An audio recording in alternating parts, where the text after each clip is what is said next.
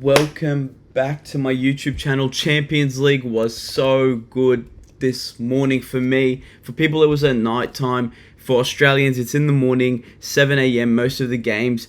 And what a time to be alive. We just saw so many good games. Obviously, I was happy Dembele got a red card. Don't like him. See you later, mate. Bayern Munich only 1-0. I thought it was it's pretty not the best game by them. I've only seen the highlights and I want to watch it all over again just to see what there was in the game. But when was the red? I'm pretty sure it's quite early on. Yeah, 57th minute, but nothing happened after that really. Like, I thought Bayern would take more of those risks, more of those chances in that space, but no. Obviously, Atletico Madrid winning 6-0 is never a fun thing for Barca fans. Bayern Leverkusen smashed it. But I want to highlight one game, which I know three games in particular, which I know you guys will probably be all looking at right now, and it's the Man City game. Man City. Wow. Wow.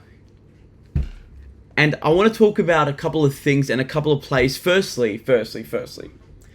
This is 6 games without a win. 5 losses, 1 draw. And they were up 3-0. And I think it was 15 minutes. In 15 minutes, they have conceded 3 goals. They were up 3-0. They were up 3-0 by 50th minute. And in 15 minutes, they conceded 3 goals. Wow. Let's talk a little bit about this, and then I'll get on to Arsenal game and the Barcelona game, the main game for me. This was starting to look good. Obviously, the ratings, like you've heard me previously, sometimes they are poo-poo. But Edison, I think, had a shocker of a game. Edison did not play well in this game. I just don't think he was good. I think he made so many stupid mistakes, especially to concede. I think it was their 3rd goal. Just stupid. I don't know what they were doing. Haaland had a pretty good game with 2 goals, but then my issue is this guy right here. Love him, think he's a great player. They rely too much on him to save the day. This guy cannot be the guy that saves your day anymore. Please. What is going on? I don't think this is the downfall of Man City. Like, look, if they beat Liverpool in this game, somehow if they do it, this could, be a peak for them again. I don't think that they will. There's a part of me that goes, watch them just play so bad and then they verse the best team in the Premier League and then they lose. It's something that they would do. But yes, they have not been well defense-wise. In those 15, not even 15 minutes, I would say even before they scored their first goal, maybe it was the 60th, 70th, around that time anyways, City was starting to drop off and I was like, they're playing a bit too comfortably. And look, you got to give credit where credit's due. City played bad, but where was it? Jimenez, Santiago, I reckon he's a gun. I don't know why he was starting off. I don't fully follow them, so I think he's a great player. But yes, what a game. City did not do well at all, and this is crazy to see this. And then, I don't know if you saw Pep Guardiola's head. I'll get it up for you guys. Let me get it up. Pep. Mate, if you saw his head scratched up, you would think that, he got beat up. Why is this taking so long? Latest top. Oh, here we go. Oh, I was just working. Oh, no. I'm sorry, guys. Don't. Look at the scratches on his head. There was a photo that I saw. Yeah, look at that. Mate, what's happening to the guy? Either he's getting beat up in the locker room, or something's happening. Poor guy. But obviously, we'll move on to the Arsenal Sporting game. Obviously, Arsenal with a great win for what they needed. Last game against Nottingham, it was so good to have Odegaard back, and they played so well. And this game was a killer. They did so well. I'm going to talk about a couple of plays that stood out to me. I think, firstly, Timber, where are you? I think he's such a sick player. I trust him so much. He's so comfortable. He's just a great player in general. I really liked Raya. Raya had a great game, 8 saves this game, and just played so well. I know he conceded one and got a yellow card, but overall I'm very, very impressed with how he played. And yeah, like overall great game. And obviously we want to talk about the man himself, Bukayo Saka, with a goal and assist. But just overall, what a player. This guy has been in these arguments with all these players, and he still is just on top. He is so, so good. Still one of my favorite young players of this generation by far. Such a great performance, and I think this is exactly what Arsenal need to build back up as well. And obviously you saw Gabriel's celebration, doing the Jokeris, but covered his eyes, not his mouth. I don't fully get it, but good on you, mate. Very random. But yes, there you go. Imagine now they sign him as their striker and then they have a bit of beef. No. But now to the main event, to my main event. I mean, there were bigger games that were played, but this to me was a huge game. And look, let's talk about it. As Barca fans, we were worried about one thing, and it was this guy right here. When we saw him in the starting lineup, hold on. I need to put stuff down and move things. Wait, what am I doing? See, this is how you know I'm not there yet. I'm still learning everything. There we go. Listen, when I saw Gerard Martin on there, I was gonna cry. Madrid fans, Brest fans, everyone was probably cheering, going, "We're gonna win this." When I saw this brother up there, I was terrified of my life. I'm gonna take you over here, because usually what happens in games is when we're attacking it, looking, obviously we've got Lamine, but let's just use it like this.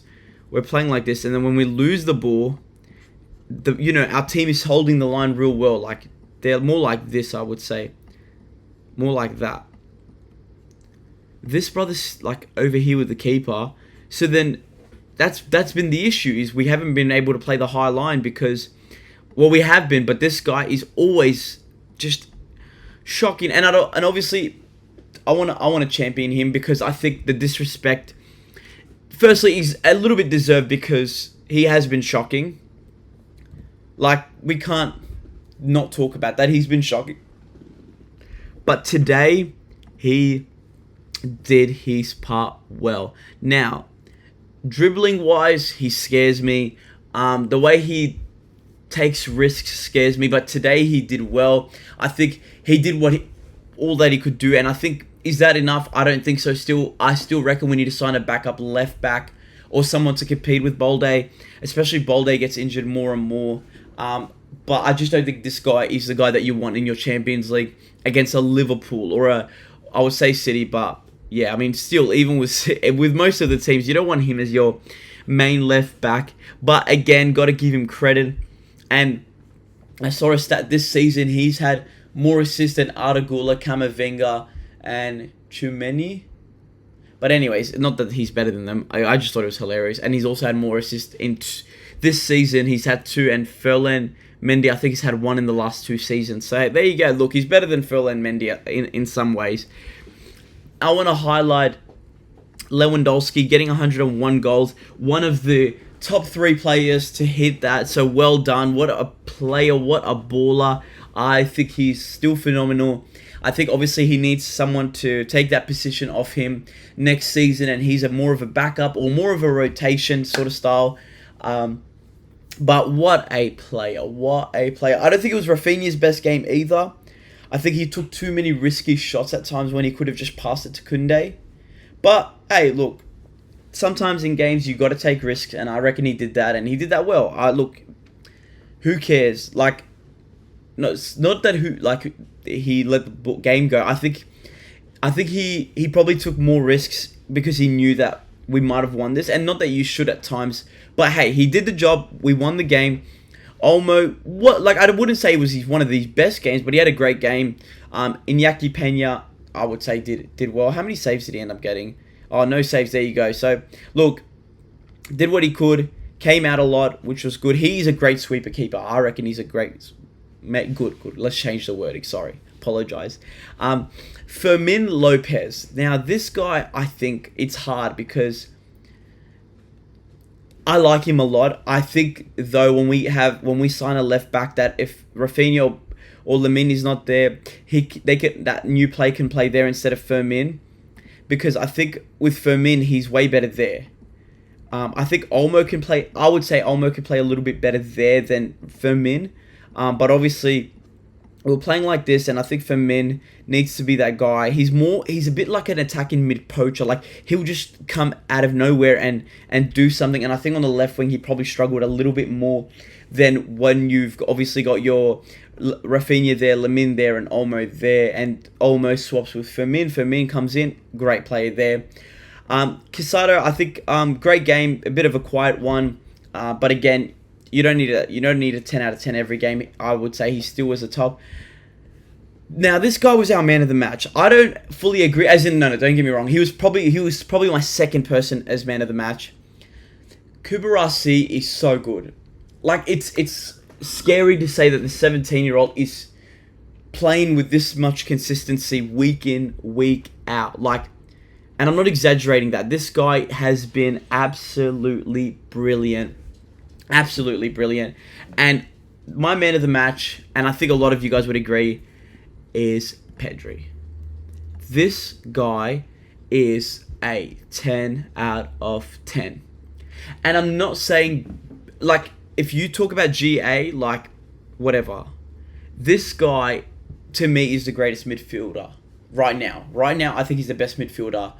I just think if you watch him and you see how he plays, maybe not when he plays like in that attacking mid, maybe that controlling formation of, like, controlling the game.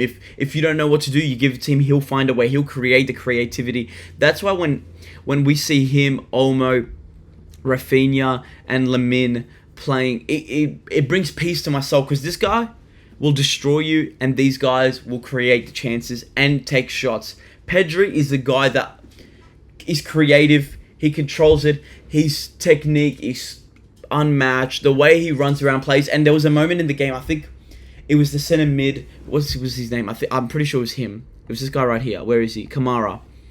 Where Kamara got frustrated because Pedri ran around both the players, and then he was going back around, and the guy had enough, so he just pushed him out of the way. And I could just tell, the frustration in... Oh yeah, that was the yellow card that he got. When did he get it? Because that was the minute. Because I remember that because I thought that it was hilarious. 63rd minute. Pedri is just such a great ball holder. The way he controls it, and then also when Lewandowski scored the goal, the penalty became because Pedri crossed a great ball in that. I don't know what the keeper was doing either. Like, you're behind the striker, like you're probably going to make the mistake yourself. So, great game by us. I'm so happy with the result. We are now second on the table. Leaves us comfortably as well. And obviously, we've got games this weekend on Sunday against Las Palmas. I reckon we'll win that comfortably.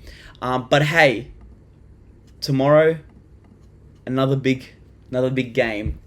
And the game that I'm super looking forward to is, where is it? Oh, matches. I think we all are going to be watching this, is Liverpool and Real Madrid. My prediction is Liverpool 3, Real Madrid 2. Catch you guys later. Thanks so much for joining. Bye.